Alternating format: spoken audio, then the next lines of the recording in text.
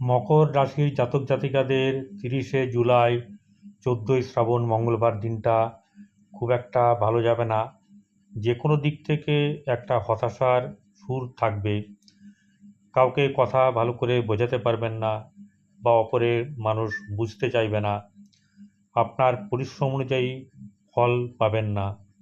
আর্থিক দিক থেকে খুব একটা সুখের ব্যাপার নেই এবং কর্মক্ষেত্রে কোনো না কোনো দিক থেকে লাভবান হওয়ার যোগ থাকলেও তা যেন কোনোভাবেই হাতের কাছে এসে বা তীরে এসে তরি ডোবার মতন ঘটনা ঘটবে।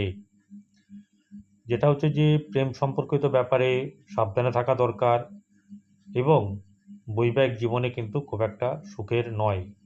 ব্যবসায়িক জীবন, ব্যবসায়িক ক্ষেত্রে কিন্তু এই সময় কোনো না কোনোভাবে লসে রান করার একটা ব্যাপার আছে। তাই সাবধান।